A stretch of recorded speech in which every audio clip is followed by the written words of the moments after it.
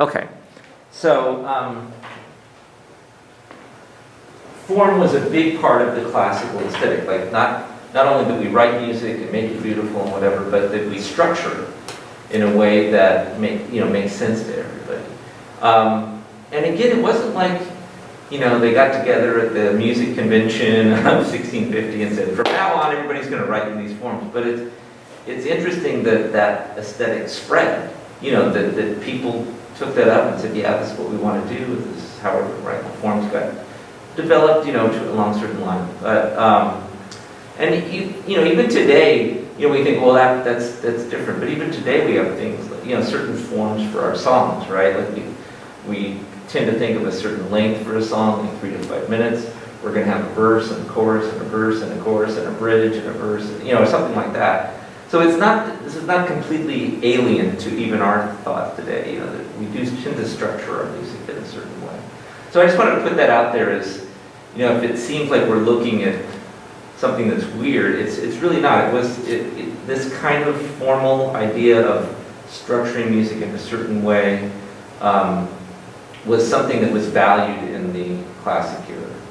Okay, and then, but within the restrictions of the form, there's actually a lot of freedom, So don't get too caught up in, this is the form and I've got to stay in here. There's actually, once you structure things for yourself, you can put a lot of different things into the music. Okay, so that's another piece of it. So sometimes I have a tendency to think of form as being too restrictive. But it's not really as restrictive as you might think it is. Okay, so one of the more common forms, and this actually does come out of the Baroque era. This wasn't unique to the classic era, and I can't think of any Renaissance examples, but Baroque era especially, this binary form, which consisted of just an A section and a B section. The A section would be one type of melodic and harmonic material, and the B section would be a different type of harmonic and melodic material. So you just take two ideas and put them together as a kind of a, usually contrast, but not necessarily heavily contrasted so that you just go, whoa, that's the B section, right? And the way it would usually be presented is A would be played once and then repeated, and then B would be played once and then repeated, and then you're out. And this comes out of this does come out of the dance music of the Renaissance. So this was kind of music for dancing more than the vocal music, which was this kind of elaborate polyphonic contrapuntal music. The binary form comes more out of, like, I want to say simpler music, but again, it can be pretty complicated. So for the Harmony 2 final projects, the form is to write around binary, and that's a little bit different than a straight binary form, right? With this is A and it's B. The idea is to write a rounded binary where you've got the A section, you've got the B section, but then you've also got a return of A.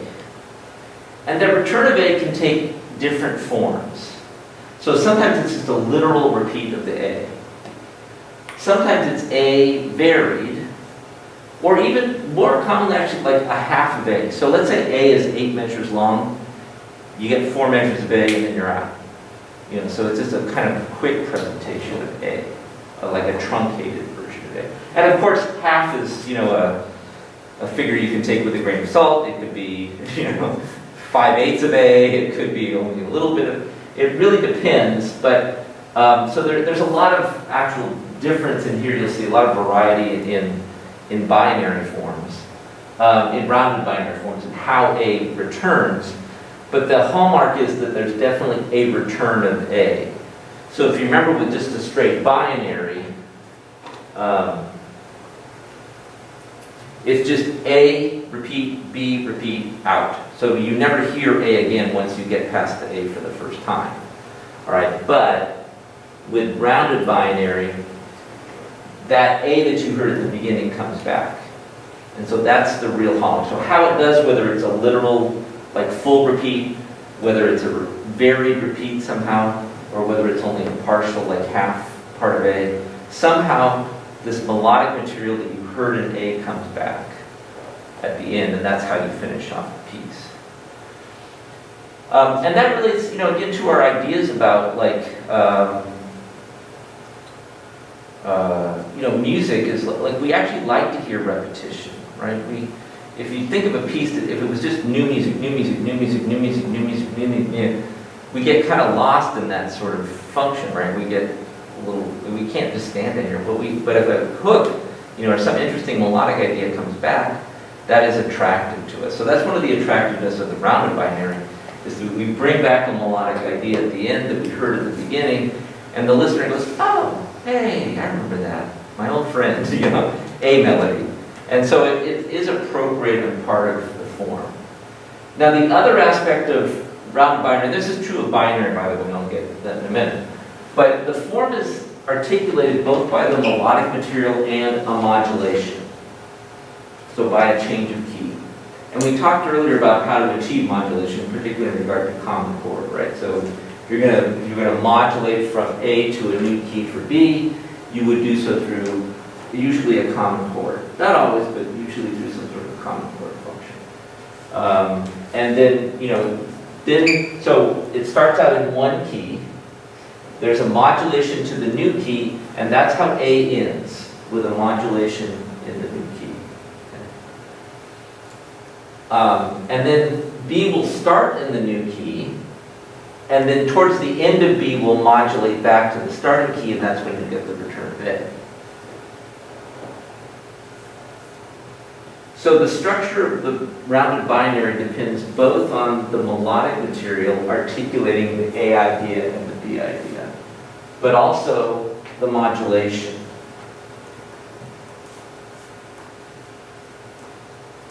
That change of key.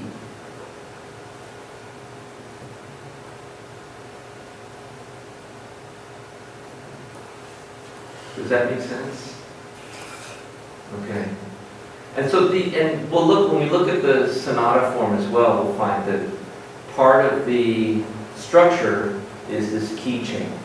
It's more elaborate, but part of the way the sonata form is structured is through this key change. And so this is one of the things that, again, is a hallmark of the structure of these forms, is the changes of key and how those are navigated. And particularly with respect to like getting back to, but we'll get to that in a minute.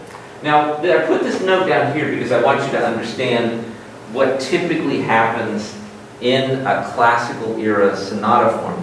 It's not sonata form, rounded binary form. This is not, by all means, like everything has to happen this way, but I have a feeling that Professor Arshiguni, in teaching this, will want you to write, use the standard modulations, okay? Just because it makes it more classical. So in other words, if you're in C major, you're not going to modulate to F sharp minor or some weird, far related key. Always closely related keys, and usually the closely related key is if you start in the major, the modulation will be to the dominant. So if you start in C major, you're going to go to G major. If you start in D major, you're going to go to A major. If you start in B flat, you're going to go to F. Okay. That's just kind of the standard because of that strong relationship between tonic and dominant. It's just a very standard modulation. Plus it's easy to get to with a common chord, right? And then the other one, if the minuet starts in minor, the modulation will usually be to the relative major. So if you start in A minor, you'll go to C major. If you start in F sharp minor, you'll go to A major.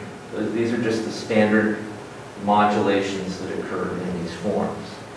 And so I put that out there, and you would see, if you looked at a bunch of minuets from the classic era, you would see that most of them followed this pattern, with occasional variations. Like it might start in the major and modulate to the subdominant instead of the dominant. Or it might start in the minor and modulate to the dominant minor. But most of the time not. It would follow this pattern. Does that make sense? Okay. And we'll look at some examples. So my plan for today is we'll go through these forms, and then we'll look at some examples of these forms and listen to the music and talk about the form, and then, you know, you look at the scores and we can see how this occurs, how this comes about, okay? I think that's an essential element of understanding this, is hearing how it sounds and looking at it on the page to see how it's navigated. Okay, now I wanted to just go back to binary, because the binary form also had a modulation typically. So, but it's a little bit more truncated, as you can see, because we don't have the return of A, but there'd still be a starting key, modulation to a new key, continuation on that new key, then modulation back to the starting key during the B section. So that's, again, not rounded binary, just regular binary. During the classic era, that typically went in that fashion. There are some binary forms that are just one key and then another key, like A will end in some key, and then B will be in a different key, but again, always those are closely related keys. So A might be in, you know, a certain key, and B would be in the dominant key. So that the modulation is not abrupt. Again, it's not to a foreign key. It's there, or actually not. If it's a direct modulation that occurs between A and B, it's not to a foreign key. It's to all of our closely related keys. Okay. So the modulation occurs just somewhere in there? Well, the modulation always occurs in A. You know, somewhere. That's a good question, because you probably need at least 4 measures to establish a key. You know, say I'm in this key, and then you maybe need, you know, and A's can be pretty short, like 8 measures long. So maybe then you need 4 measures to get to the new key, and then you're in the B section. So, but it could be extended, you know, and then in the B section, starting in the new key, the modulation typically will occur later on. Because there is kind of this idea of like, so I start the new key, or start in one key, modulate to the new key, boom, I cadence there, and then I start my B section. And now there's a little bit of exploration of this new idea. Does that mean, you know, and maybe even the B section tends to be more adventurous harmonically, so you might get more chromatic things like secondary dominant, secondary functions, you know, other chords. You might get more, some sort of, I want to say development, but I'm putting my air quotes on because it's very little development, you know. But when we talk about developing a musical idea, we're talking about extending it, you know, like putting it in different pitch levels. So if you think of like Beethoven's Fifth Symphony, and then there's later, you know, he's varying that idea, he's developing that idea. And so there might be, you know, some varying, some development, again, very brief, in the B section before the modulation back to the starting key in the B section. So the B section, both in the straight binary and the rounded binary, tends to be the section where, you know, a little bit more adventurous writing happens. Does that make sense? Either way, whether it's rounded or whether it's a straight binary. So the B is probably a little bit longer than A.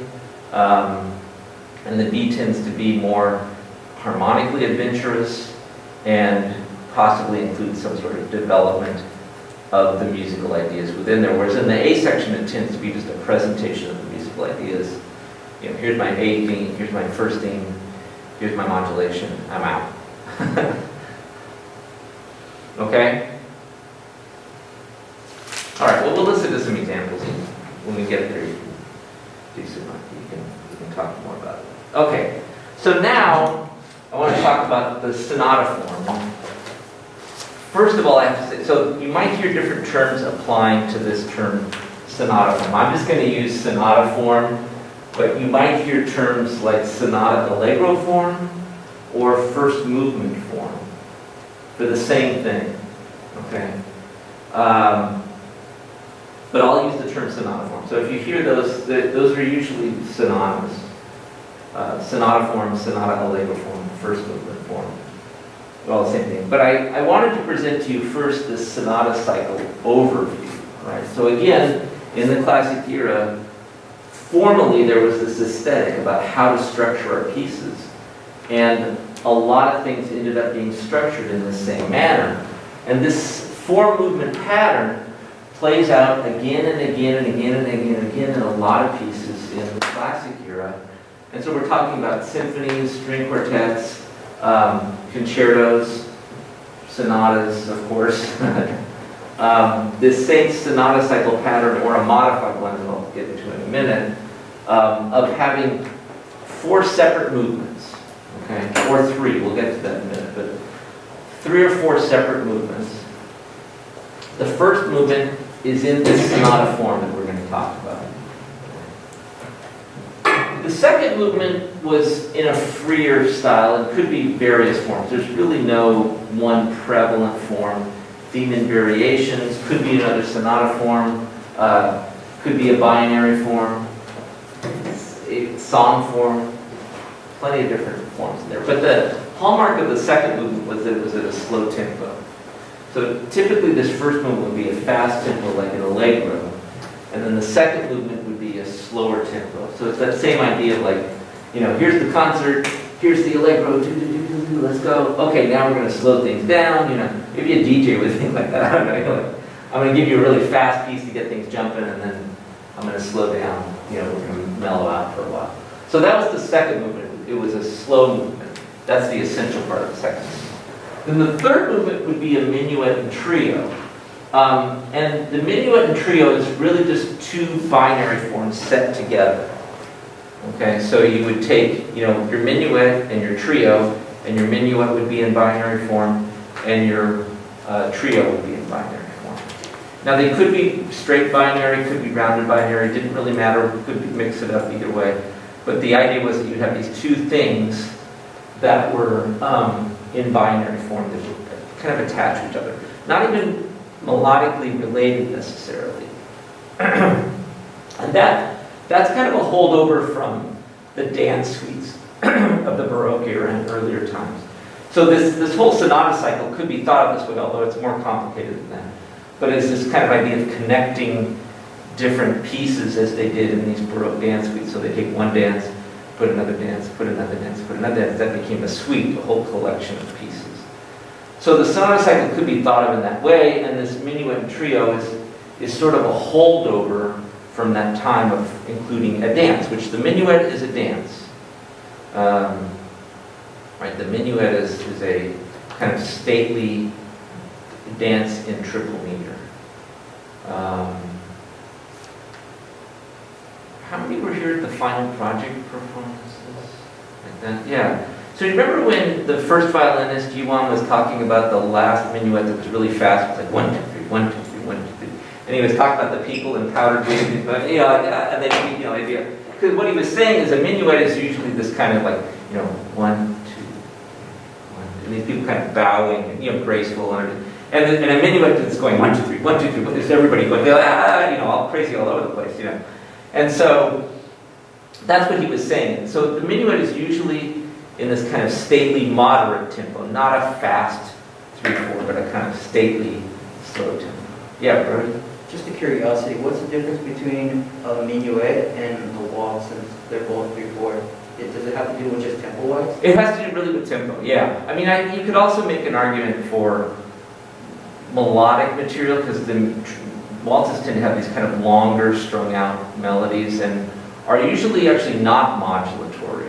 There's a whole different form for waltzes.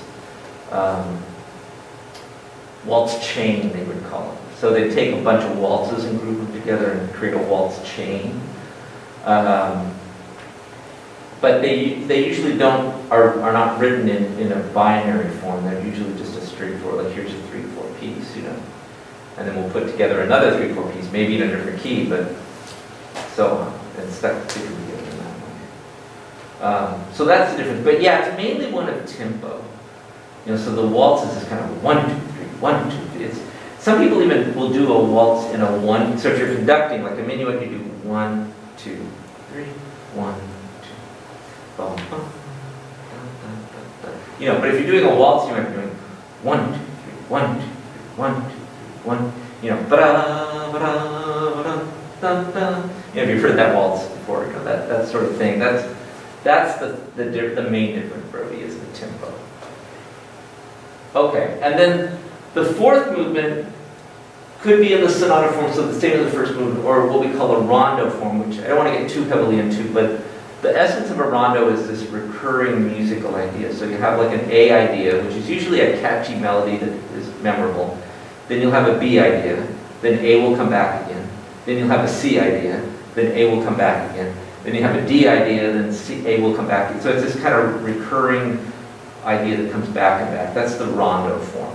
And again, there are variations of the rondo form as well. But the main idea behind rondo is this idea of a recurring melodic idea, which is usually, like I said, catchy in nature, so that if you're, same melody again, same melody again, same melody, with varied things in between.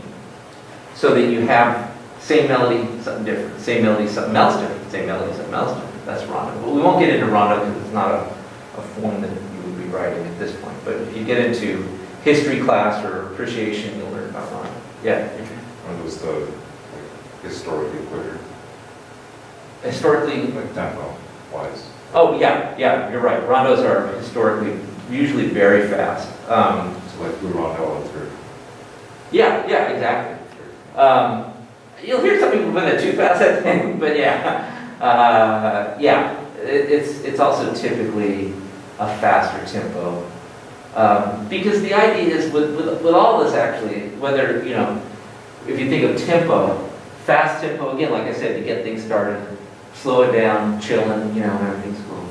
Minuet, a little bit faster probably than the second movement, but, still kind of stately dance. And then finally something fast again to send everybody out humming that tune, especially a rondo, right? So if you have a rondo and the melody comes back like 7 times, then people are going to walk out of the concert hall going, oh yeah, that's a really catchy melody, I love that, So that's the whole idea behind the structure, right? Is to kind of structure the concert experience in a way that fits the listener as well. And to provide some musical variety. So that's the sonata cycle. That's the big picture. So I'm giving you like the 10,000 or 20,000 foot level at this point, and we'll drill down into what the form is and actually what the first part of it is. But I want you to have this context because I think it's important to understand in the classical era how structured things were.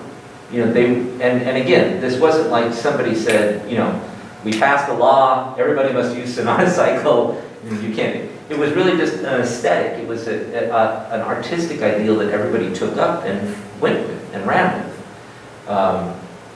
And so that a lot of the pieces you'll find in the classical era, we're talking about Mozart, Haydn, Beethoven even, although Beethoven starts monkeying with things.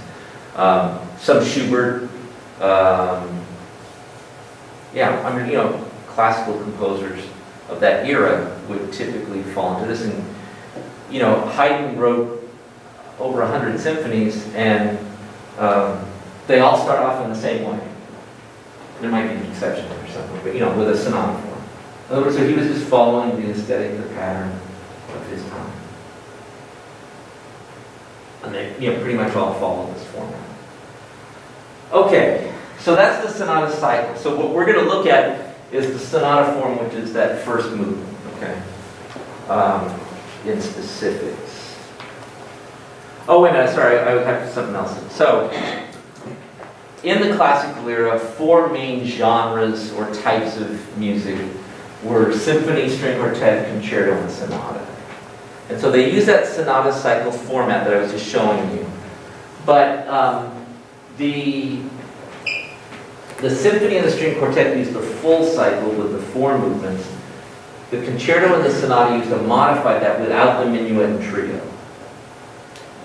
Okay, so concerto and sonata would take that 4 movement and just eliminate minuet and trio. It's kind of hard to say why that aesthetic was, but basically these 2 forms, right? So if you don't know, a sonata is a piece for solo instrument. So if I'm playing a piano sonata, usually I'm playing by myself. If I'm playing a violin sonata, I'm playing violin with a piano accompaniment, but that's it. And the violin is the featured instrument. So if I'm playing a violin sonata, I as the violinist and the soloist, I'm the featured one, the accompanist is kind of on the side. A concerto is similar, but you have an orchestral accompaniment. So if I'm a pianist and I'm playing a piano concerto, then I've got the piano and the orchestra behind me, right? But I'm the featured person, right?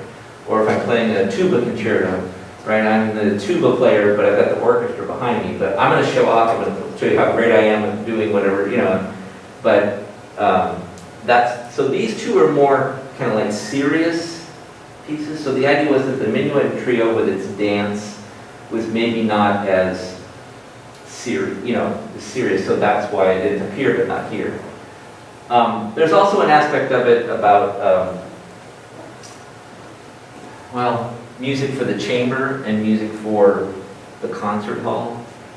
I don't want to get too into it, but the sonata da camera, which is music for the chamber, sonata da chiesa, which is music for the larger field, the church, the concert hall. There's an aspect of that to it as well. But regardless, in the classical era, by the time this had all settled down, typically a symphony and a string quartet would follow the 4-movement sonata cycle pattern that I showed you. The concerto and sonata would follow the 3-movement thing, but it would just be the same thing without the minuet and trio. So in other words,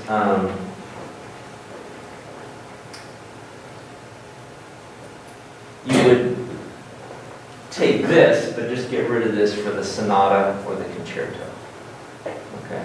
And one more thing I'll add is that a lot of the times then at the end, it would be a rondo for the sonata. Because it was, that again, that kind of idea of like kicking off, particularly for the concerto. Because you mentioned they're fast, right? So a clarinet player who's playing the Mozart concerto, the last movement, you take it at breakneck speed, it sounds really great. You know, it's really, you know what I mean? It tends to show off their virtuosity, which is what one of the aspects of the concerto is about. It's about allowing the instrumentalists to show off what they're doing. So that's why like a rondo would typically be a part of it, because it's a brilliant piece, right? It sounds brilliant. It has that kind of flashiness to it. Yeah. What's a trio? Oh, what's a trio? It's really just kind of like another minuet. We talk about like minuet and trio, like the trio is an adjutant, or, and part of it, but it's kind of just like another dance added on to the minuet. And in 3? I'm sorry? It's in 3, yeah. It's in 3. It follows the same form as the binary. But it's when we do a minuet and trio, they will have different melodic materials. You know, they will sound differently, but it really takes the same form as you might as well call it minuet and minuet. If you were looking for a difference, because there's really no difference. Okay.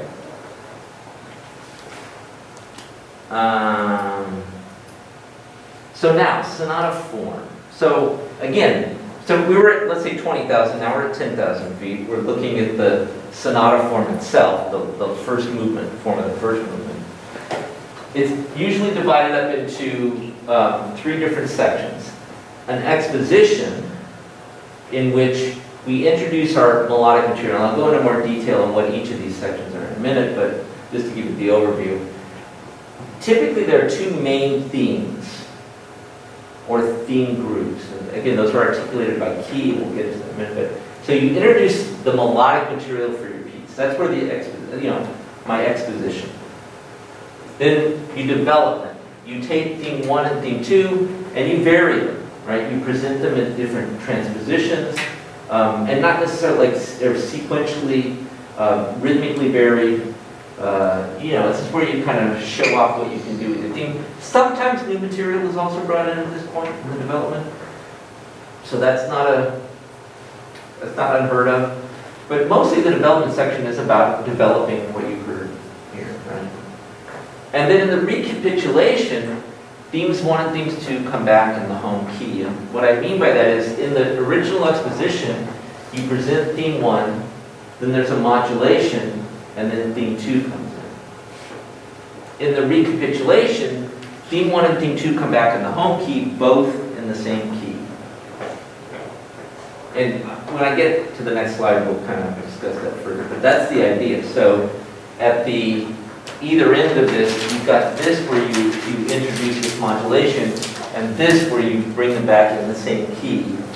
And this is based on rhetorical models from really even ancient Greek times. And in classical era, they were trying to kind of model some of the elements of classic Greek, right? Greece. And one of that was like public speaking, like how do you make an argument? Like how do you talk about things? If you've taken a speech class, you may have heard something like this. Like you talk about your idea, right? Or even in English, in your English class, in your essay writing, like, here's the issue. And you present it out, right? Then, now I'm going to develop that issue. I'm going to present my arguments, in favor or against. And then, I'm going to sum up and tell you. So, tell them what you're going to say it, tell them what you said. You may have heard something like that, in your writing or speaking classes. It's a very common model, and so this becomes applied to music as well, right? So you start off with your exposition, your problem. Smoking is bad for you, right?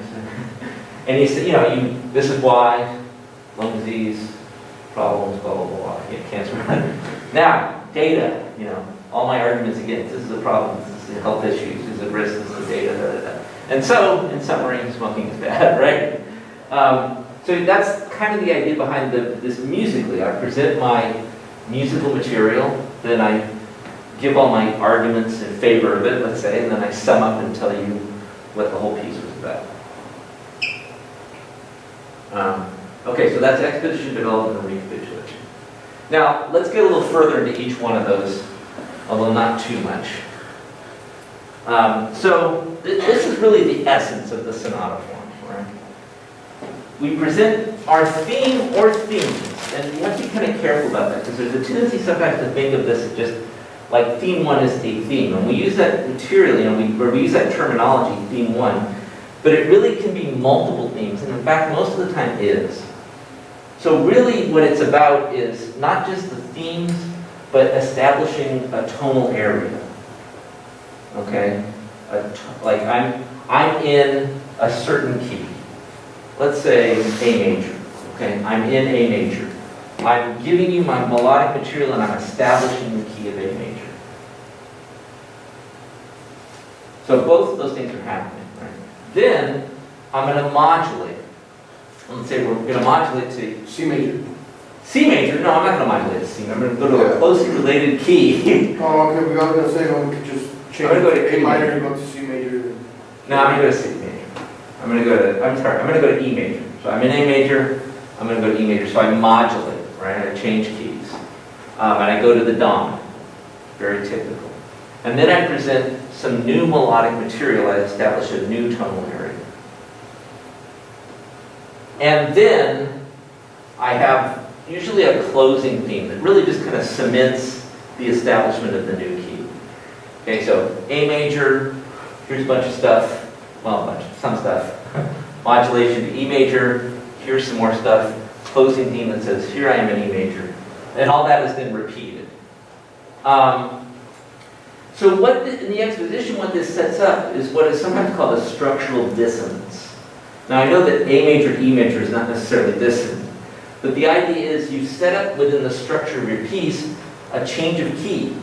And the listener is going to hear that as, okay, well, I started in A major, now I'm in E major, when am I going to get back to A major, right? Because we always want to come back to the home key, we always want to return.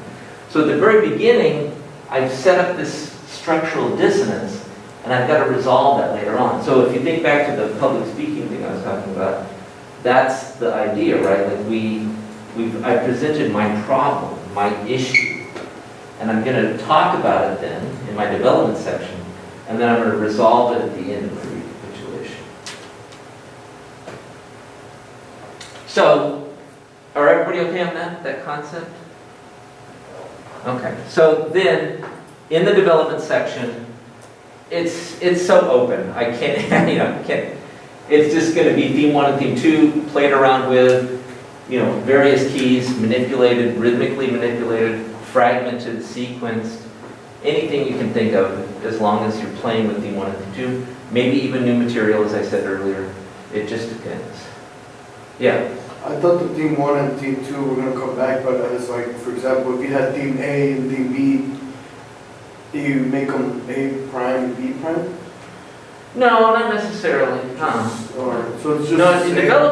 development is very free. But in the recapitulation, they come back again. Theme 1 and theme 2. But that's next. Oh, so this is different types of themes, right? Well, this is still the same material as the exposition, but varied, changed. Okay?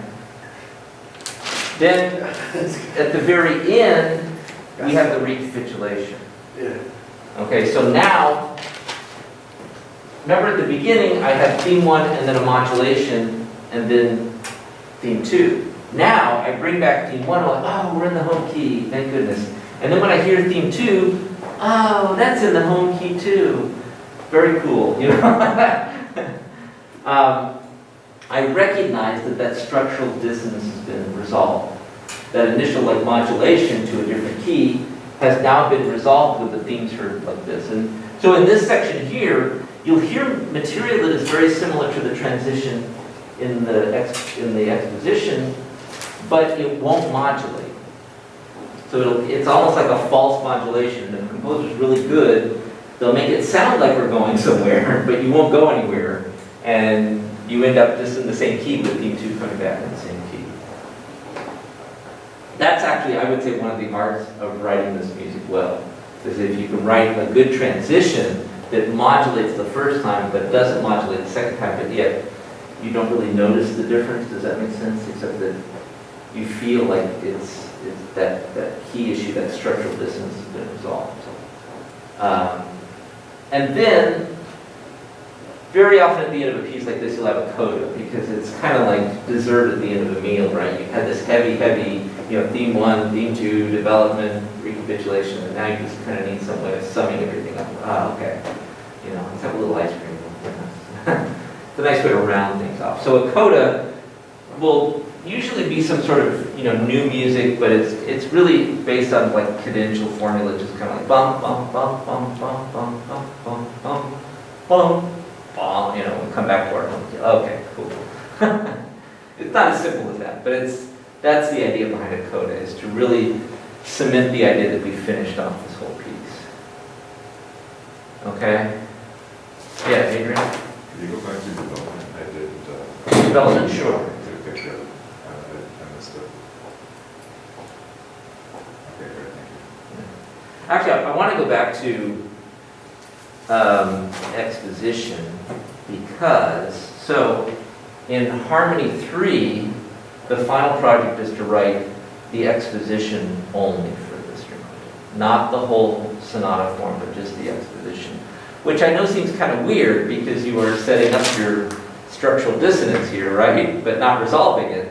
But it is such an involved form that it would be too much to write an entire first movement. I can guarantee. Unless you're really ambitious and you're like, yep, I'm going to do this. I wouldn't take that on normally, right? I would just say, let's just write the exposition, that's cool. And actually, if you write the exposition, the recapitulation is going to sort of write itself, right? Because you're going to do the same thing, but you're not going to modulate. It's the development that gets really intense and involves a lot of writing. And so for Harmony 3, rather than give you this huge thing to write, it's just the exposition. And then again, in itself, it's a very substantial part of the piece. It's a good writing exercise. So you'll have theme or themes 1, probably themes. So you do some material to establish a certain key. You'll do a modulation, and there are various methods of modulation. Then theme 2, then a closing theme to kind of finish things off, and then we're done. Yeah, Dave? Yeah, are there definite stops in between these exposition? No. Recapitulation? Oh, no. Yeah, well, in the music, like you'll see, like at the end of the exposition, a double bar and a repeat sign. But the music is like, it doesn't typically stop, like there's no pause or anything. It's just, we do the exposition, we repeat it, we go on through to the development, we get into this repeat, we go on through the development, back into the recapitulation, we're done. There's no stopping the music from happening. In fact, I would say, again, the mark of a good composer is to make all those transitions sound relatively seamless, so that you're just kind of like continually dragged through this music, you know? First Brody and then Jesus. How long is an exposition usually? You mean in terms of like numbers of measures or time or? Yeah, measures. We usually talk about 64. So the idea is, you know, like you write a 16 measure Bach chorale in Harmony 1, a 32 measure minuet in Harmony 2, and a 64 measure sonata exposition in Harmony 3. But the second two, the minuet and the exposition, are fudgeable.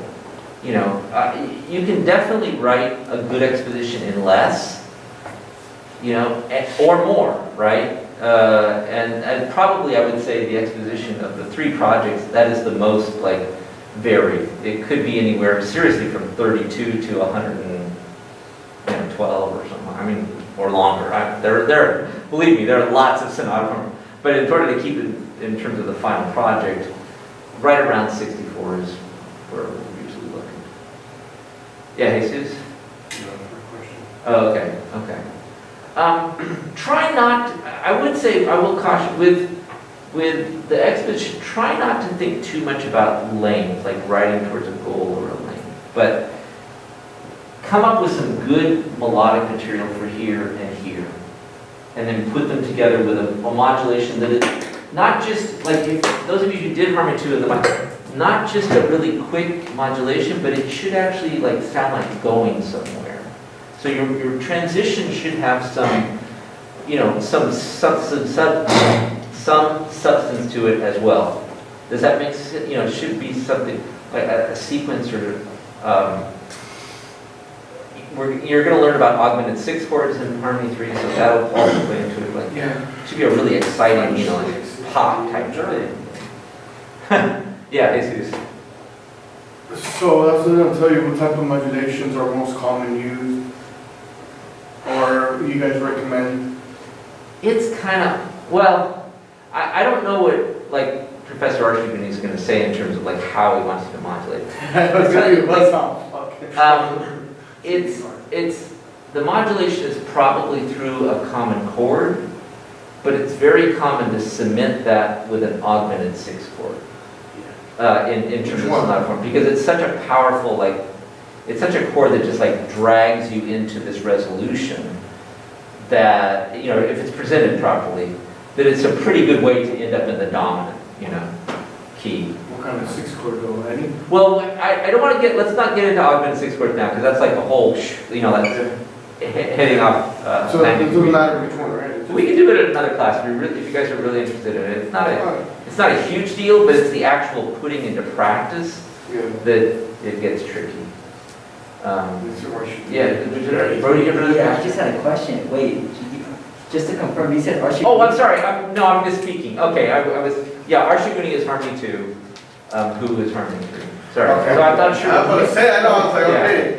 It's like, Just confirm me. I wanted to. Yeah, no. but it's still going to be hard. Yeah. Yeah, it's really hard. No, we're teaching hard, yeah. It's So, But I'm sorry, I was thinking about, I should be thinking about. Arshiguni got me so confused with this because he taught history. Well, he's always been teaching history. Uh-huh. But like, I already took his class twice. Yeah. He changes it both times I took it with him, he changed everything. It's like, I don't know, I'm still confused with this. It's like, keep confused. Like, I'm now confused. I thought themes are different and shit. And all that. Yeah. Just, each teacher, teaches different. It's true, yeah, I mean, well, and I'll just tell you, like, with this form and even how you can present it or how it's been presented is, there's been different ways, but also, we look at this form and it's very generic in its presentation, then you start getting into the weeds of individual pieces, and there's always something different. You know what I mean? Like, there's always something new, there's no closing theme, or there's a theme 1, but then themes 2, or there's themes 1, but only one theme 2, or just every possible variation you can think of occurs. What about introduction? Or an introduction, yeah, like sometimes a composer will tack an introduction onto the beginning of their sonata form. Or like the Mozart sonata, you've probably heard that, like,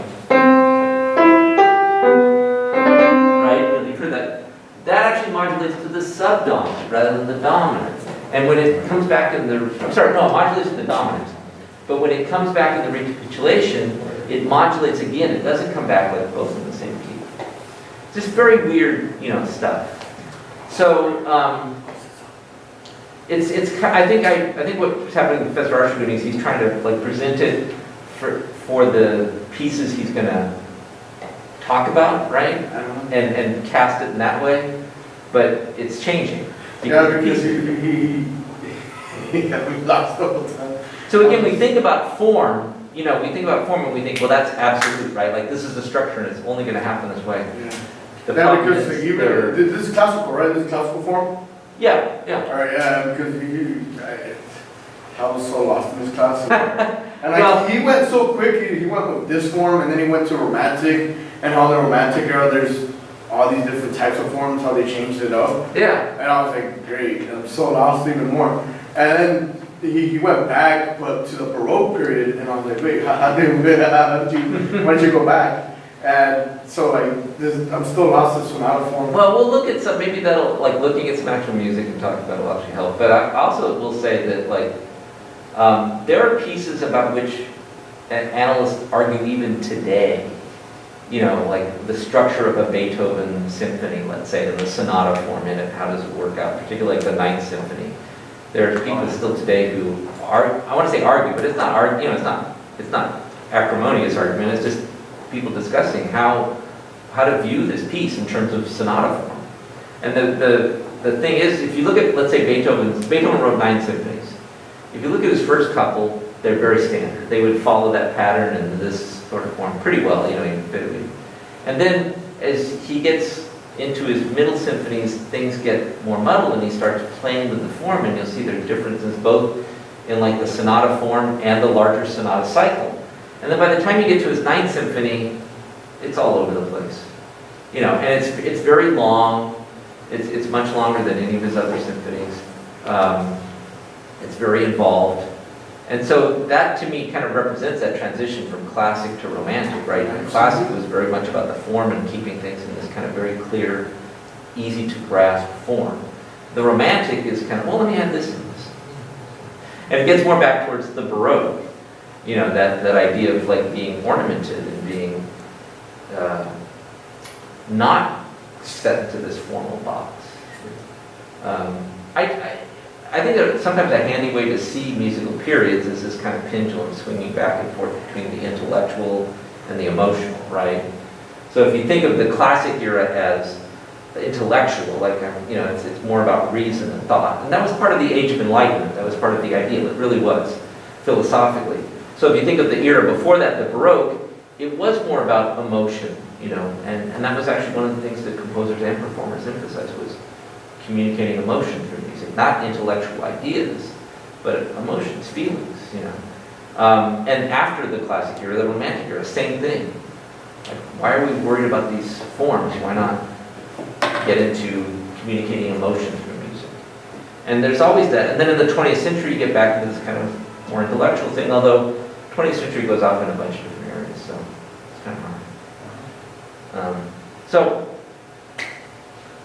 Those are the two. Deaf by 9th Symphony, he was, right? I'm sorry? He was deaf. Oh, yeah. All right, and this is the one where he didn't even notice the people clapping, right?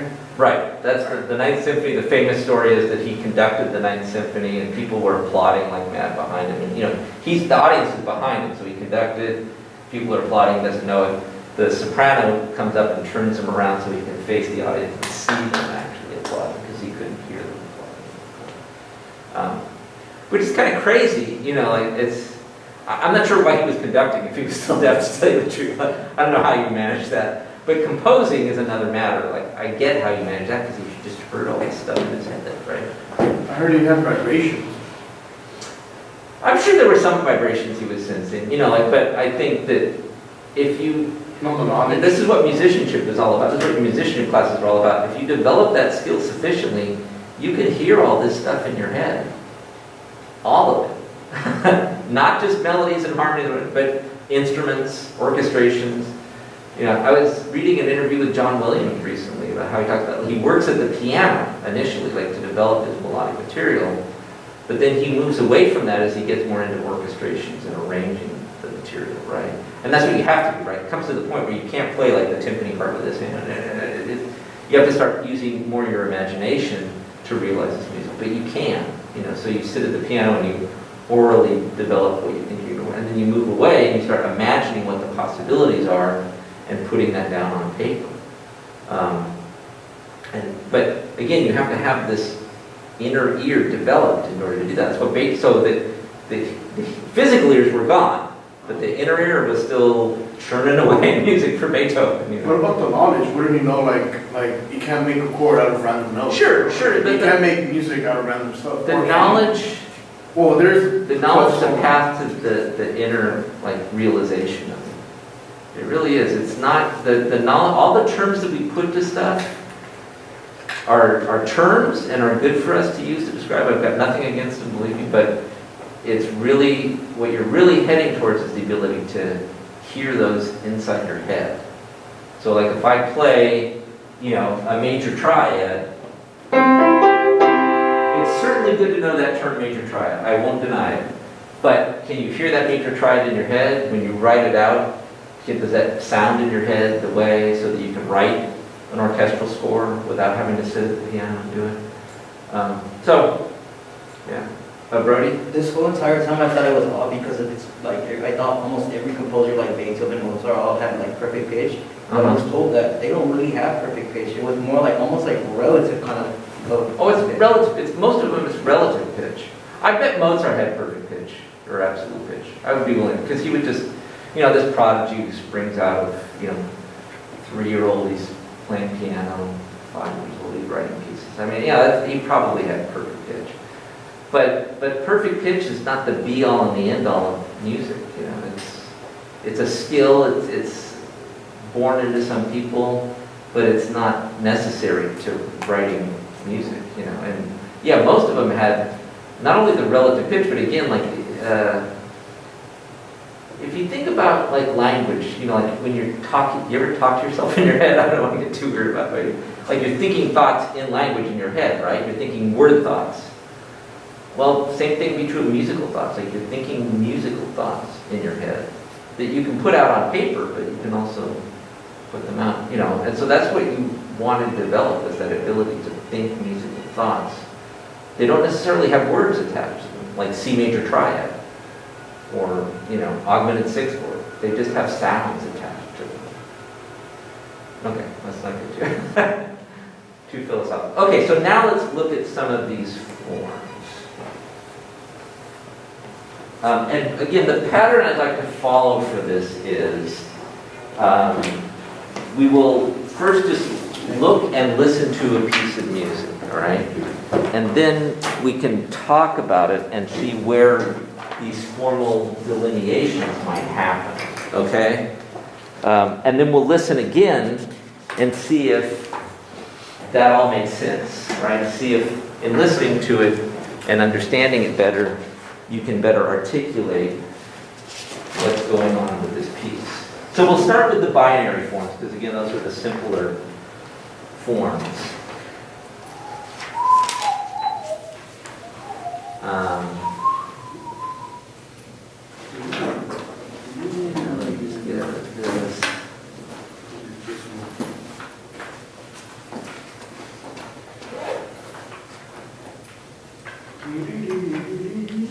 Okay, so I want to try, well, this is, the first one is this Haydn string quartet. B flat.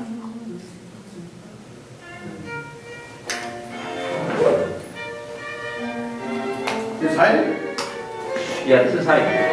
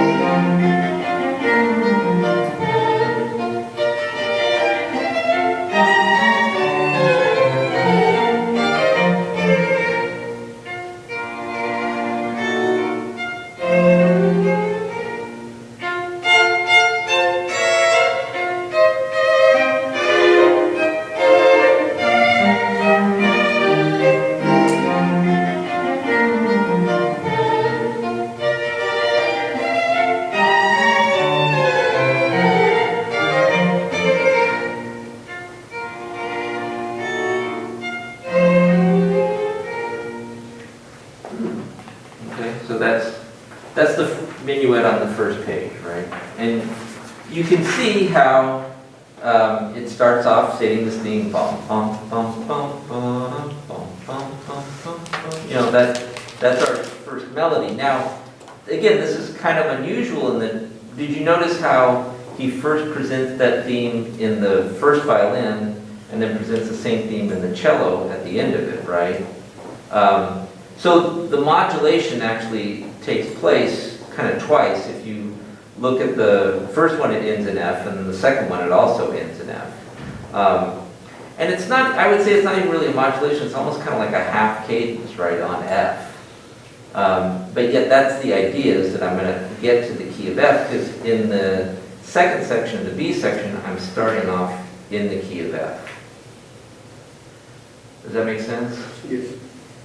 So if you look at the beginning of the third line, it starts off with this octave F, but there's also the E natural in the next measure that signifies that we're thinking in the key of F, and then he right away pushes us back into B flat. This is heading back into B flat very quickly after the modulation.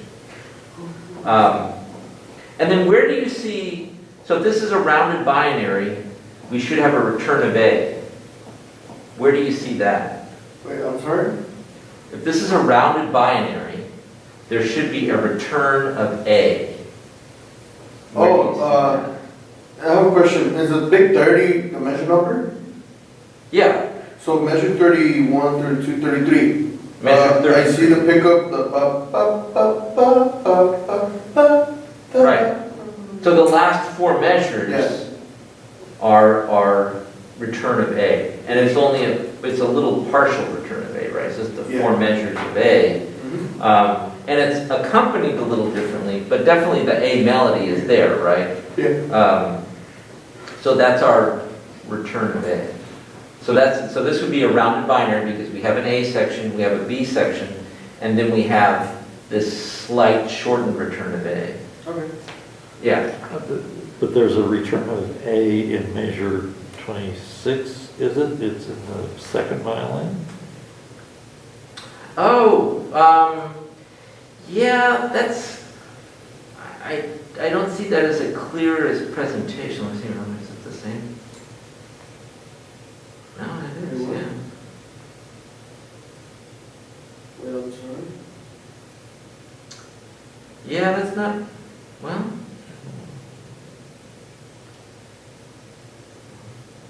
Well, it has occidental, so I'm guessing it's still the same melody, but in a different key. no, it's in the same key as the original. It's actually note for note, Oh, it is? a repeat, Until, yeah. Until measure 28. No, wait a minute, no. It's the A theme, Oh, yeah, you're right. I don't know. Until measure 31 it stops. Yeah, measure 31, Yeah, measure 30 is the last measure. It Right. repeats it. But no, you're right, Dave. But then it cadences on F. Maybe that's what I'm looking for, is that it... okay, here we go. So, yes, in the second violin that A theme is presented, but it still modulates to the dominant. And so the actual stable return of the A theme in B flat is the last four measures. Does that make sense? in measure 32, Yeah, 32. Yeah, the pickup, well, and maybe even the pickup. 33. 33, yeah. We're in B flat at that point. Right. So we don't, when the melody is first presented, as I said, it modulates, right? So if we start from measure 1 and we go to the beginning of the second system, it's modulated to the key of F, right? Or that's a half cadence on F. And then that same music is repeated again with a half cadence on F. And then we've got a little bit of different music up until, as you pointed out, let's see, 20, 21, 22, 23, 24, pick up to 25, right? That's where the theme comes back again in the second violin part. But it's still, again, at half cadences on F. Where? It's on B flat. Well, doesn't it end actually in measure 32 and it ends on the B flat. But isn't Yeah. that just indicating it modulated back to the home key? What was that last part you said? So, in measure 32, Uh-huh. it ends in the B flat, which is the home key it was started in, but isn't that just, it is the melody line, but isn't it just like saying that it went back to the home key? And like officially be considered like A again after that? Because that's when, you know. we started Yeah, back. I don't know, I mean, actually, now looking at it, I'm not sure Dave is wrong that the return of A doesn't occur earlier. And so what you would say then is that the return of A occurs in measure, let's say 25, with the pickup, added onto it. Because maybe you're saying, Jesus, that all is in B flat. Yeah, well, I kind of understand what Dave's saying about the melody. The melody, it is from the A section, Mhm. but I kind of don't think it should be considered at the A section still, because there is harmonic things happening that are from the key it modulated to, which is in the key of F, which is like the 5/7 of F. There's a bunch of, Yeah, there's a bunch of harmonic things happening still in F. He's Yeah, playing so- with the two keys, Yeah. right? Because again, they're closely related, so it's easy to slip one into the Yeah. other. But But it's like for me, it's just like you said, everybody argues in music. But for me, I think measure 32, or what's it? Like the pickup to 33 is the return. I don't know. Brody, what do you look at think? some of the chromaticism. And the needle. Yeah, you guys are arguing between here and there. Yeah. I know what you guys are talking about, it's just. It's a little tricky. And You you can know, go both ways, you can look at Yeah, it. you can look at both ways. They're both different interpretations. Well, how he said, there is both ways. How you look at the melody, that is the melody. I'm not saying it's Because not. most theories would. But argue harmonically, how is the melody accompanied by the the harmony? structure. Yeah, you see the difference? Yeah. I think- I feel like yours are actually unique class. Hey. That's how you Okay, talk wait a about second. actually unique class. He just like talks about it and then. Okay, sit down, Jesus. Oh. I really think the main difference between those two statements, the initial statement and then the one that starts at measure 25, is that the one that starts at measure 25 ends with a full cadence in the tonic of B flat, right? So the first time you hear the theme, it ends in F. It ends in a half cadence. The second time you hear the theme, when it's given to the cello, it ends in a half cadence in F. But the third time you hear it when it comes back, it ends in B flat. And so that's kind of the return to the home key, the B flat. Yeah, right. And then the final statement, see, that's what it means to me, like, I think that's why I pick up on that as being A section, because we've landed in B flat, we can say, here's a little thing in B flat. It's B flat to the end. Yeah, uh-huh. Okay, can you run through, we start out in B flat. Yeah. How many measures do we go until we get to F? Well, really, I think, to tell you the truth, I think it's all in B flat, even up until, let's say, measure 8. Uh-huh. But the half, it's instead of a full perfect authentic cadence, let's say, on B flat, it's a half cadence on the dominant. So it's a way of arriving at the dominant that's not really a modulation, it's just a half cadence on the dominant harmony. Because if you look at the measure, let's say the measure before that, so that would be measure, was it 1, 2, 3, 4, 5, 6, 7, so measure 7. The E flat is still there, right, on the second beat, that's a dominant 7th chord in first inversion, right? That's an F dominant 7th in first inversion that's there. Where? Okay, wait a minute, shoot. Yeah, I'm so lost. I'm Do you sorry. want me to project this? Yes. Okay, it's gonna take me a minute. Wait, so just to confirm, this is binary form, correct? Yeah, this is binary form, yeah. It's rounded, right? It's rounded binary, yeah. Regardless Rounded. Regardless Yeah, I of- told you, yeah, rounded. regardless of where you see the return of A, it's still rounded binary, right? So whether you see it with the second violin entrance in measure 25, or the last entrance with the first violin in the last 4 measures, it's still a rounded binary because there's a return of A. Right? Does that make sense? Yes. Yeah. Oh, shoot.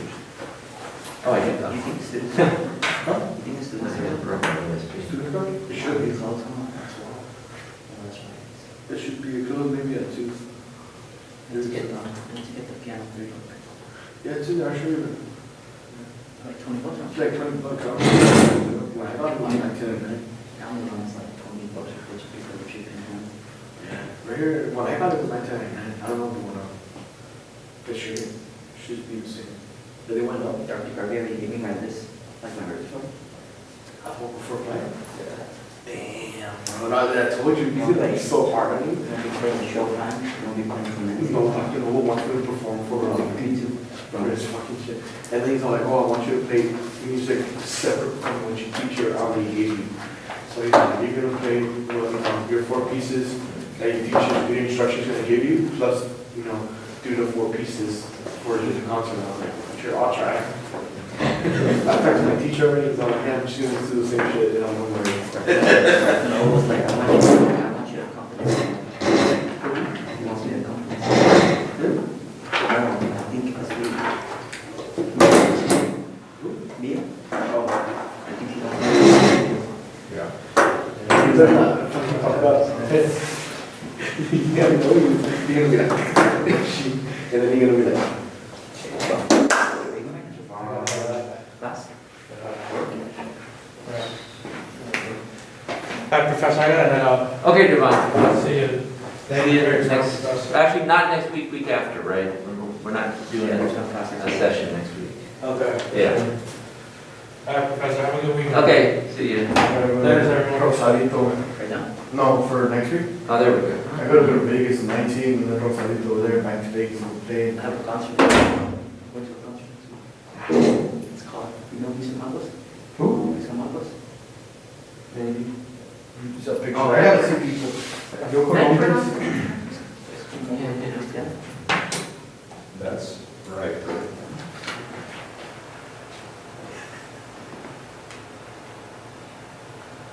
Okay. Yeah, so, if you look at, well, so if you look at the first 8 measures, from here to here, then I would see this as arriving on 5, like the dominant. It's all an octave. I mean, it's all dominant harmony except for this. So it's F, F, F, and the third of chord A. So it's a half cadence on 5. Okay. And again, I don't see a modulation because what I was just talking about the chord here, right here. Uh-huh. If you look at that, that's 5, 6, 5. Right? There we have A, F, C, and E flat. So that's an F dominant 7th in first inversion that then leads us to a 1 chord in B flat. So it's hard to say that we modulate at this point. If we're getting to 5-1 in B flat still, we can't really call this a modulation, but we can call it a half cadence. And it's on the dominant, which is significant in that, typically the target of a modulation would be the dominant pitch level. So it's not like he's totally breaking the tradition, it's just that he's cadencing differently here. And then we'll look at the final presentation of the deal and how that cadence is. So you're doing a half cadence, measure 8. Yeah, in measure 8, a half cadence on the dominant. Okay. And that same thing is pursued here too, right? This is all half cadence. Again, the same formula in the presentation, except a little bit different presentation of the chord. But this, so we have A, C, F, and E flat, right? Yeah. So it's still F dominant 7th chord. It's just now it's in, Third yeah, inversion? it's in third inversion because the E flat's on the bottom there. So now it's 5, 4, 2 to 1, and then 5 again. Question? Uh-huh. The chord doesn't count from the 8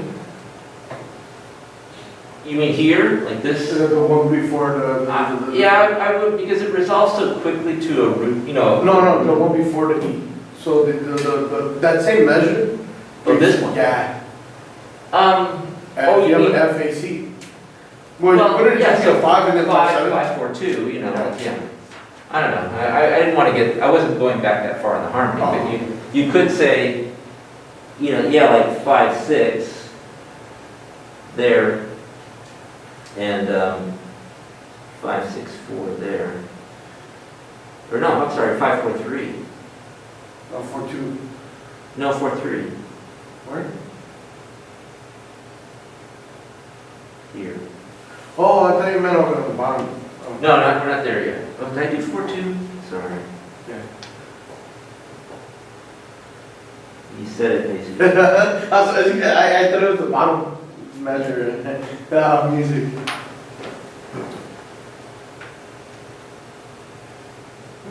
So it's like 8 measures, and, you know, really it's like, nothing new is presented in this second 8 measures, but he inverts some of the counterpoint, which results in some different harmonies down here. But the same, so the first violin takes up the melody through here, then the cello takes it up through here, and brings it down to the cadence here.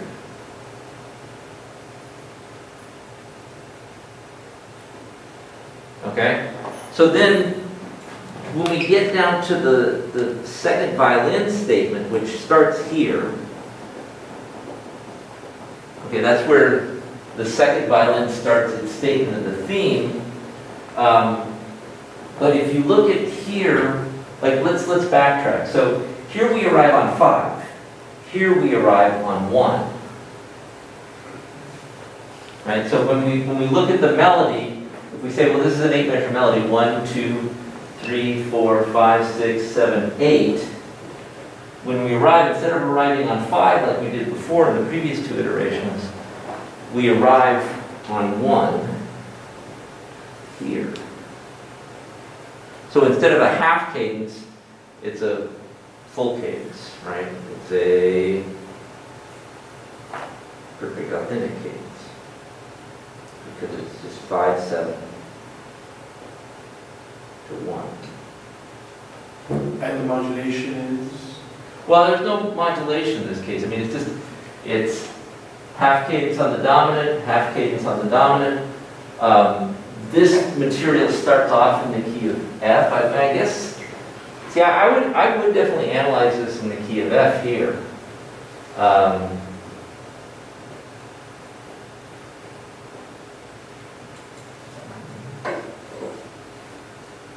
So what's it?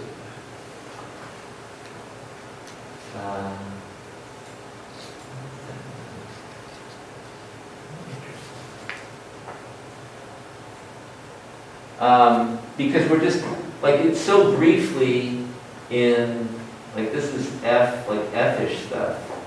And you could make a case for this. You want to look at this harmony here? Okay, so Where?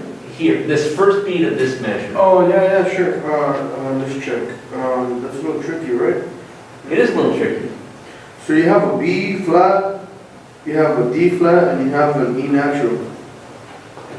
Right, so we have, let's do it, we'll do it down here. We have B flat. You have B flat, We You have a D flat. And we have E natural. E natural. Yeah, tricky. Can we make sense of that in terms Yes. of a chord? Yes, we can.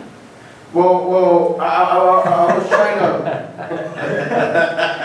Okay, let me put it this way, Jesus. Yes, I think it can be done. Can you do it? Can you make sense? You gotta give me like a couple minutes to think it out, but I should be able to. If I was trying to get the F, just put in the E as a non quarto, but You just keep talking, Jesus, and hoping to come up with a solution.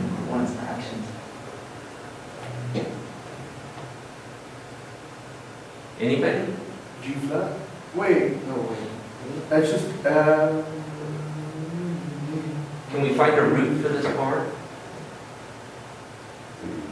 just the B flat. What'd you say, Adrian? The E.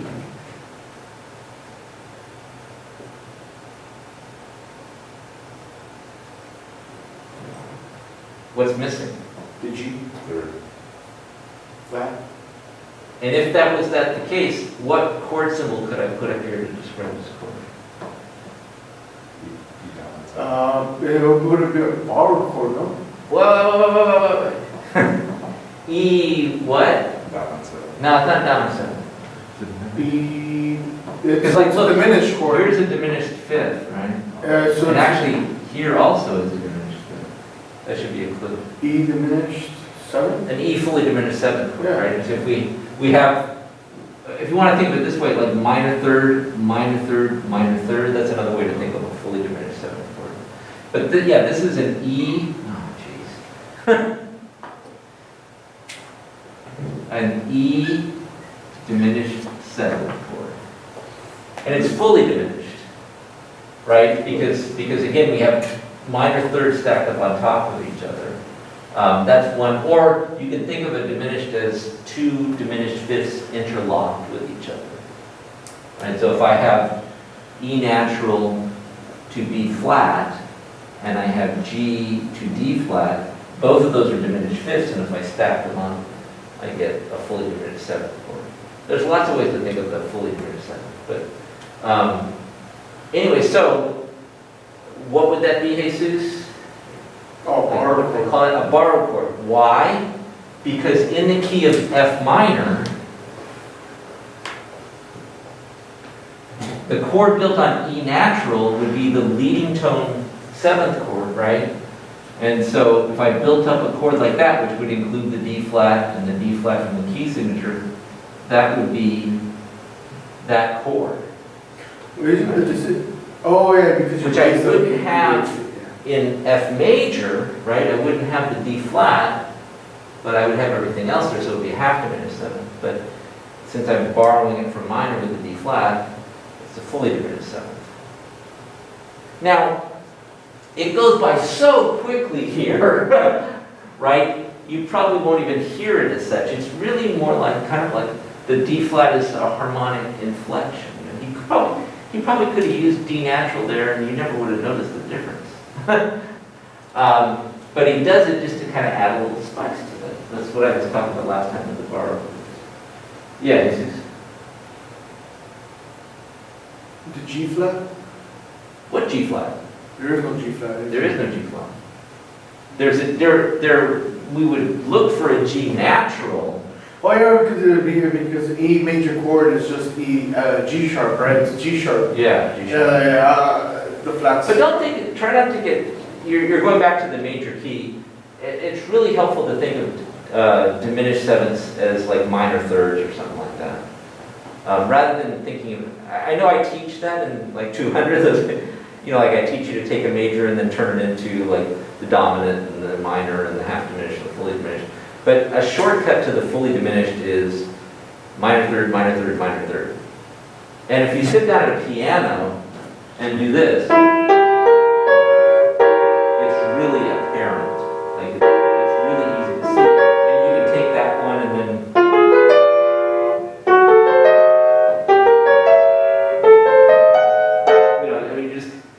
just think minor third, minor third. But you should all do. You should all sit at the piano and play fully diminished seventh chords over and over again. Okay, so yeah, so that is definitely F-ish, right? But we get back into B flat, right away, and I think a lot of this is just kind of fooling around with the key of B flat and the key of F, but nothing really definite. I mean, there's another secondary function here, but I wouldn't say we're modulating to another key or anything like that. So are we still in F then? Or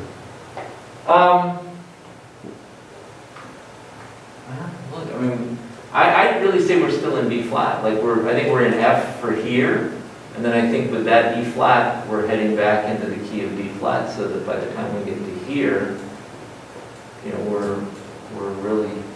and we stay there till the end? And we stay there until the end. Even this, I mean, I guess, well, yeah, that's a good question, because we've got the E natural there.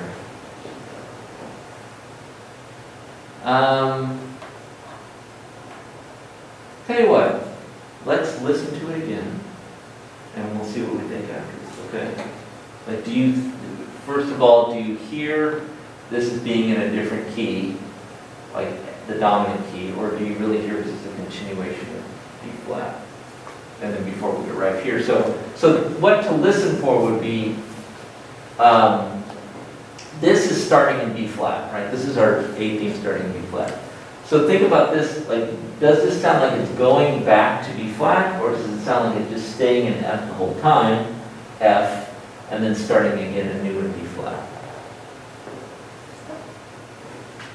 I think I'm going to have to, yeah, I'm going to have to switch. So I won't have the music up there anymore, because I just can't see.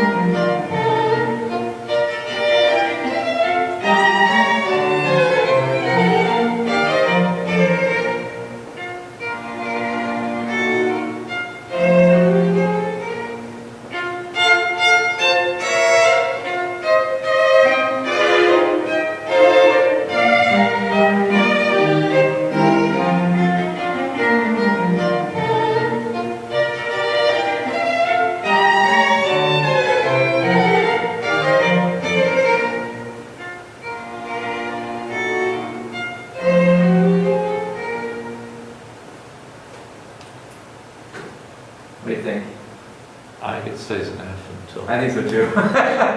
That was I feel like it stays in F, like it cadences in F here actually. And then the B flat, like using this, that is really kind of brilliant, right? So this doesn't sound like outside of the key of F, it sounds like the subdominant. So, you know, in the key of F, B flat would be the subdominant, right? So I'm in F, and then I introduce this theme which has been in B flat before in the subdominant, but it just naturally leads me back into the key of B flat. So yeah, I think it stays in the key of F.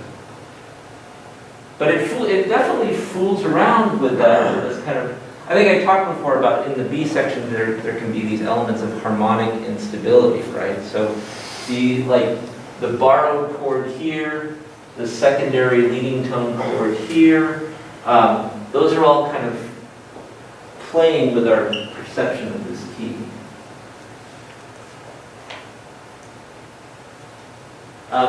Before we go, let's do a sonata form, okay? Well, we did one minuet, I want to do a sonata form. So, probably the easiest one to do is the Beethoven. So on the third page, it's the only piano piece. There's this Beethoven, Zwei leichte Sonata. Two easy sonatas. And so, let's listen to this one. If I can. Oops, no, not that.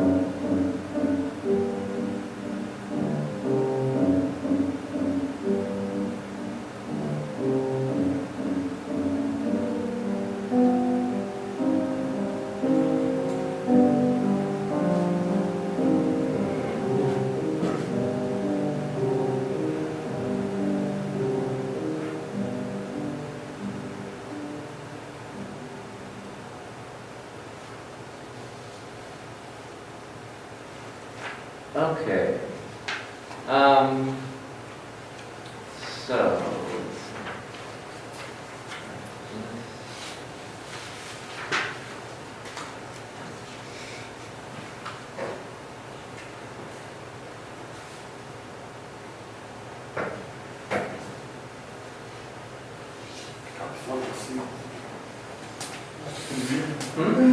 Oh, beautiful. Yeah, yeah, it's very nice. So, what key do we start in? G minor. G minor, yeah. Right, it's all G minor. So, just kind of thinking, if we were thinking about, like we know this is a sonata form, we know we're going to modulate somewhere, the most logical place would be what? And we're in G minor? B If flat. we start G minor, yeah, the most logical place would be B flat major, B flat. right? To modulate to the relative major. And does that happen? Let me check. Yeah, you should have noticed that already. Yes, it does, right? Does? Yeah, yeah, so if we look at the first, few measures, it's all in G minor, and then we start to get the new theme about, it starts to modulate, I would say, here. And then our theme 2 is there. So this is theme 1. And then that would be our theme 2. Sort of. And this other section here, let me do it in a different color. How about that? This would be our transition or our modulation to this new key.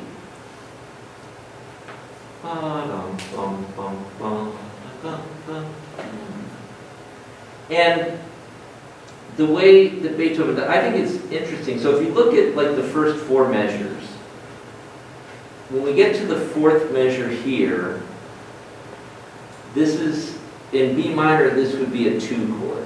Does that make sense? It's a C minor harmony.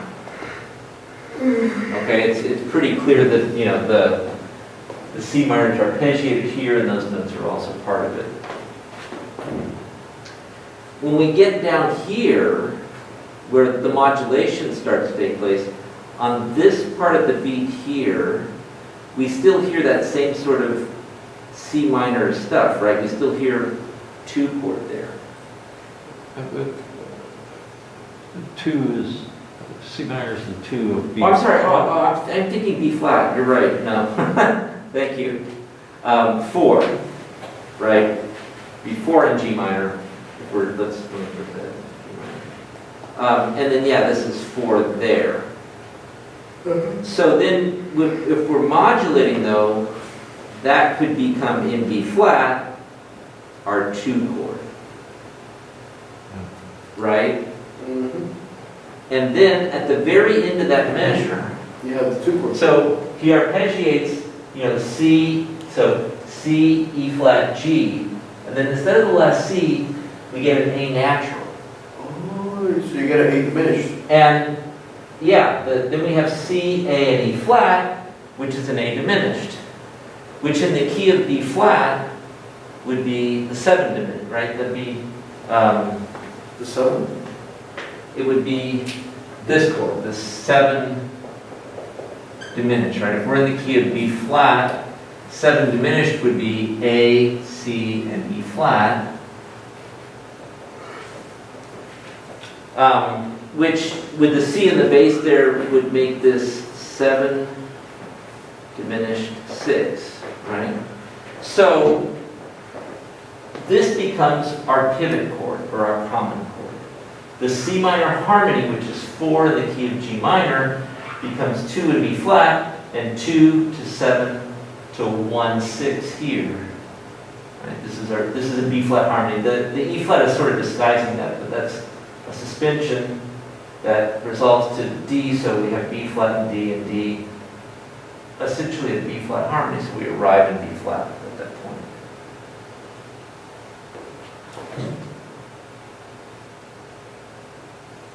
And then the rest of this is just cementing that arrival in B flat. Like I know you see here like an E natural, which you don't think is part of B flat, but that's just a secondary dominant of F, which is the dominant. So I would call this 5 of 5, 5 of 5 there.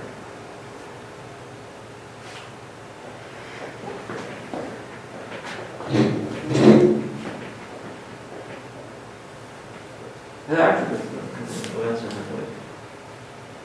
2, 6, 5, 6, 5, 5, 5. And even that's like a kind of extended dominant. 2, 1.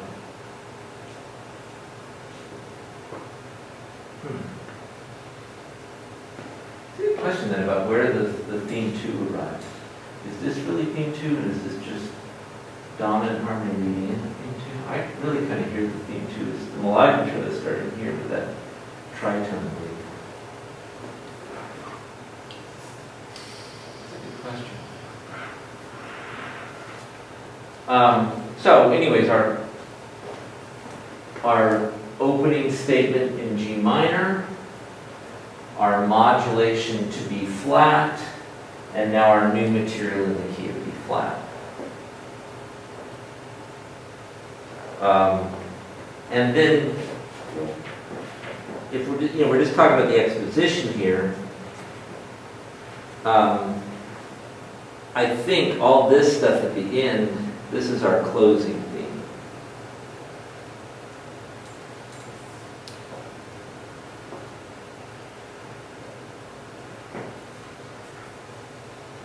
Even though it's based on the B flat material, it's the purpose of that part at that point. Like he stated this theme twice already, and then is closing out the rest of it with the end of the Alberti bass here, and then the kind of running 16th notes in the bass. Well, it's still kind of Alberti-ish. Oh, Alberti bass. It's this pattern of accompaniment that was very commonly used during the classic and Baroque, is to take a chord and do. It's such a common thing that it actually has a name. It's called Alberti bass.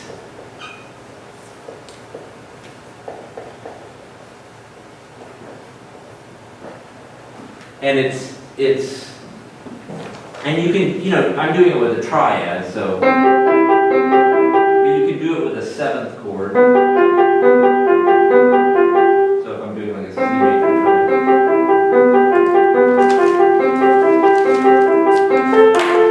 4 chord, 5 chord, 5, 7 actually. It's just, again, I mean, you can see Beethoven using it here, and as accompanying the B flat melody. He's got this.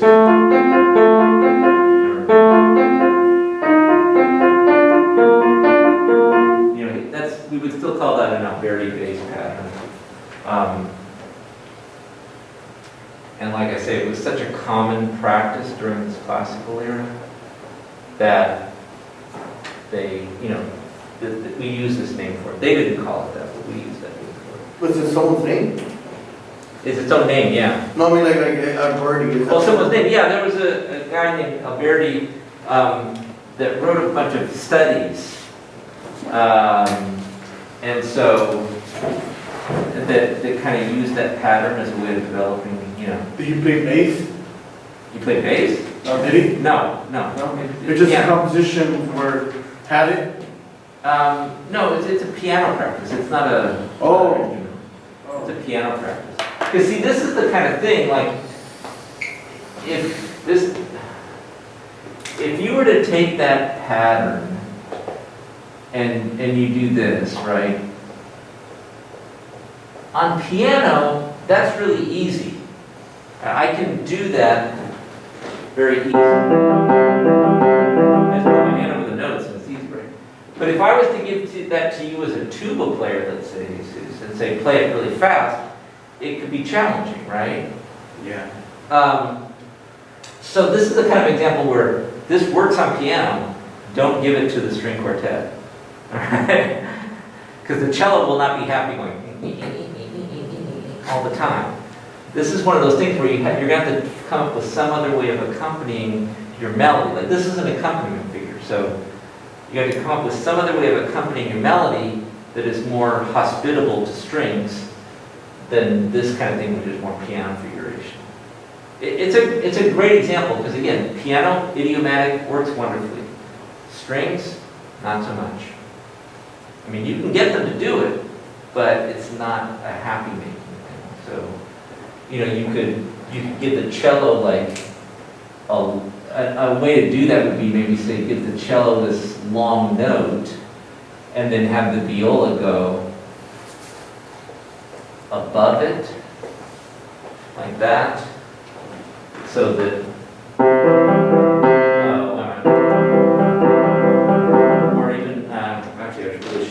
Like eliminate the first note there, so you do get a kind of feeling of. So this is cello, and the viola's going.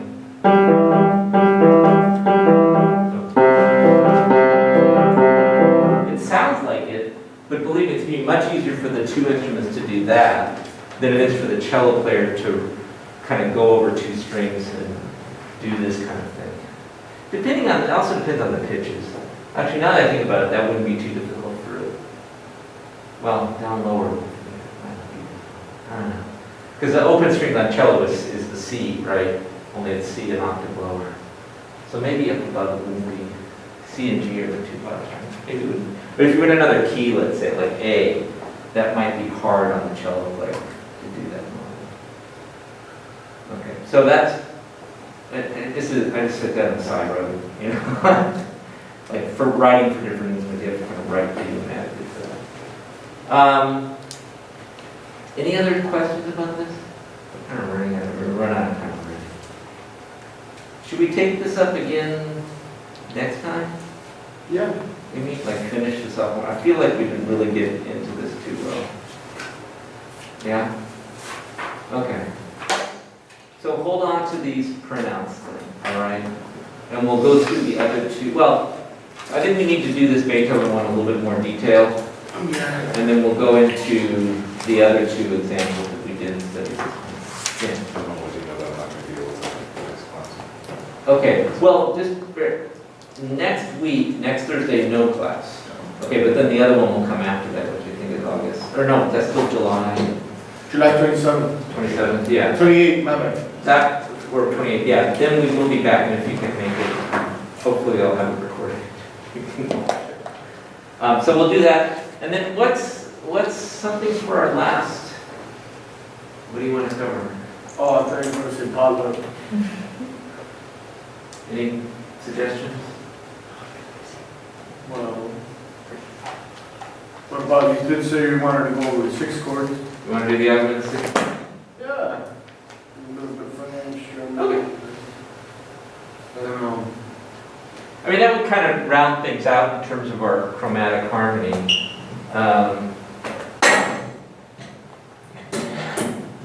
The other thing, let's see, there's inharmonic spellings.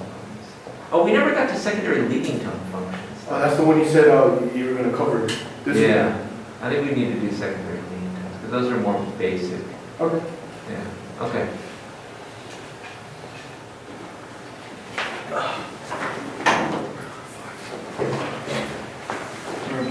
I'm falling asleep.